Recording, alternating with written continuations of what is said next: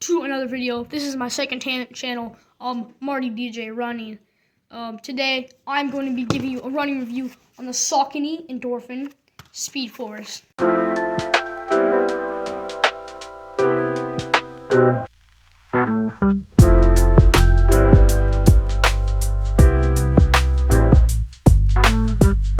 You set me back $170 for this single pair of these shoes. I got this cool colorway. I've had these shoes about 3 times, 2 of them being used. One of them I bought with my own money. But the facts and figures are they're 8.2 ounces in men, and usually in men's 9, and 7.2 ounces in my woman's 7.5. Is it? Yeah, woman's 8 actually. Woman's 8. Anyway, we're gonna talk about how this shoe performs and what specs it has to it. So let's get into that. With the upper, I really love the lacing on the shoes. It does get kind of irritating when the heel slip is kind of on there. So I sometimes use a runner's knot, but you usually get used to it once you more adapt to the shoe. The upper is pretty nice. It's a little thick, so you could get a little hot, but there's nothing really wrong with that. Next, we're moving on to the insole. The insole is actually not that bad. You don't even need a replacement. This is pretty. It's not as wobbly as any other insole. It does create a little. Your socks do create a little friction on the bottom of the shoes, which can create them to go black. So I recommend using thin socks, so you don't create as much friction with the big socks. So, yeah. Next, we're going to talk about the outsole. Now, the outsole, I really like it, but the grip is okay.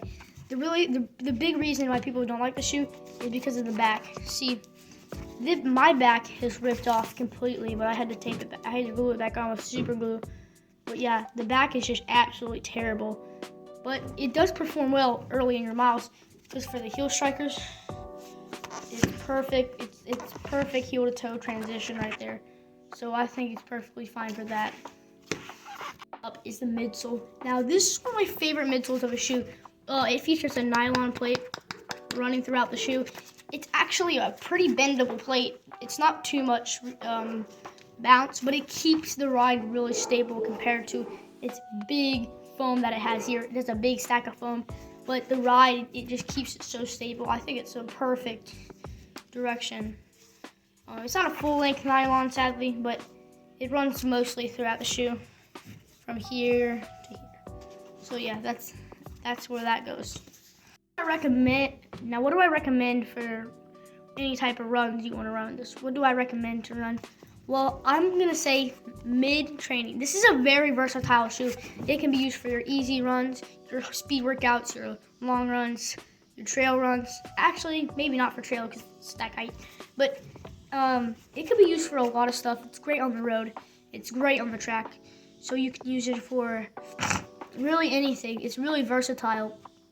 I would not recommend using it for sprint sessions because it's just too chunky of a shoe to do that. But like for speed sessions, like 400s, you'll be completely fine for that. So yeah. My final thoughts on the Saucony Endorphin Speed Force. Well, my final thoughts is I'll give them an 8.5 out of 10. There is a little friction in the insole, which can create a lot of rubber function, but they're extremely responsive. They have a well ride to them, and they have a great upper. So that's why I'm giving these review. I definitely recommend these shoes. This is great for beginners, even for intermediate. So yeah. So much for watching my content. If you want more of these running shoe reviews, drop a like or subscribe, or maybe even a comment about what shoes you recommend that I do next.